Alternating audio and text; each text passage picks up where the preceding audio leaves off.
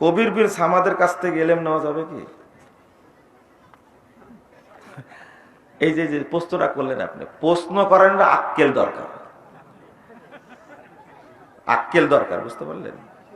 আপনারা প্রশ্ন করছেন কবির বিন সামাদ কি আলেম? উত্তরটা তো দিতে কোন জায়গায় কি বলতে জানি যাই বুকাতে না কি লেগে বলে জানি যাই হাত বিয়াদব কম লাগা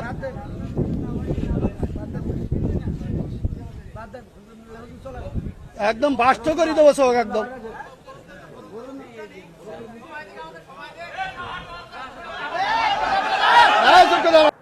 কবির বিন সামাদ কি আলেম? আপনারা শুনেন, শোনেন শোনেন শোনেন, যে গালি দিয়েছে আহলে হাদিসদেরকে, তার মুখের নামটা উচ্চকরণ এটাই ভুল হয়েছে। এই জন্য প্রশ্নকারীকে আমি সাইজ করে তারও সমালোচনা করেন। তো প্রশ্নকারীকে খাটাস বলেন কেন? খাটাস তো আপনাকে বলে লাগবে না ভাই।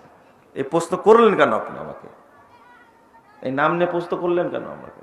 নাম নিয়ে বলাটাই সুন্নাত, মুহাদ্দিসগণের রীতি, সালাফদের নীতি। যে মিথ্যা কথা বলে তার নাম নিয়ে বলে দিতে হবে এই মিথ্যুক কথা, বুঝতে পারলেন? এখন আমরা খুব ভদ্র, তো নাম বলতে চাই না, খুব ভদ্র হয়েছে, মানে মুহাদ্দিসদের কাছ থেকে আমরা বেশি ভদ্র হয়ে গেছি, নাম বলে। এই যে কবির বিন সামাদ, আল্লাহ তাকে হেদায়েত দান করুক, যে নোংরা একটা গান বানাইছে, শুনছেন আপনারা? C C C. আর সব সময় মানুষকে দেখায় নাকি কিভাবে মানুষ হাসি দিবে, হাসি।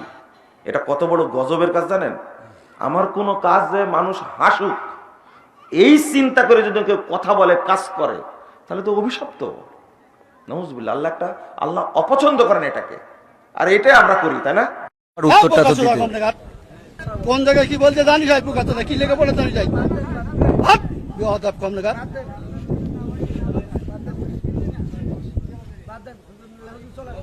একদম বাস্ত করে দেবো সব একদম।